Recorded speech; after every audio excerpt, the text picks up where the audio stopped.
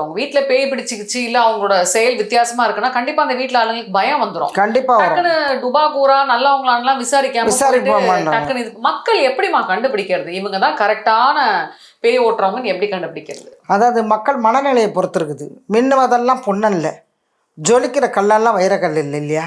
அதை வந்து அவங்க என்ன பண்ணுவாங்க, நீங்கள் சொன்ன மாதிரி எதை தின்னா பித்தந்தீரும். அதனால யார்கிட்ட பொண்ணுன்றதை இந்த மாதிரி பயத்தில் பயம் வருது இல்லையா? இதனால் இது ஆகிடுமோ, இந்த பேய் இப்படி பண்ணிவிடுமோ, நம்ம குடும்பத்தில் அழிச்சிருமோ, இதனால் நோய் வந்துருச்சா, சாதாரண ஜுரம் வந்தால் கூட அவங்களுக்கு இந்த நம்பிக்கை தான் வந்துடும். ஓ பேய் அன்றைக்கி வந்துருச்சு, அதனால் ஒரு கதவை தட்டுச்சே, இப்படி கெட்ட கனவு வந்தது, இப்படி அப்படியானு யாரோ ஒரு சொல்லி எங்கன்னா போய் டுபாகர்கிட்ட மாட்டிக்க வேண்டியது தான். ஒரு சிலர் டுபாகரை தான் சொல்கிறேன், எல்லாரையும் சொல்ல. எவ்வளோ பேர் வல்லவராக இருக்காங்க, அது வல்லுநர் இருக்கிறாங்க இதில். இப்போ என்ன மாதிரி எங்கள் அண்ணன் மாதிரி என்ன வர சீனியரில் இருக்கிறாங்க, நிறைய பேர் இருக்கிறாங்க. அவங்களாம் நான் குறை சொல்ல முடியாது. நானும் வந்து இதில் வந்து எங்களுக்கு நீங்கள் சொன்ன மாதிரி எங்களுக்கு இயற்கையாக பரம்பரையாக பாரம்பரியமாக வர்றதுனால எங்களுக்கு இயற்கை சுயம்புன்னுவாங்க இல்லையா, சிலை எப்படி சுயம்போ அந்த மாதிரி எங்களுக்கு பரம்பரையாக எந்த காலத்து பரம்பரையிலேருந்து எங்களுக்கு வந்துட்டு இருக்குது.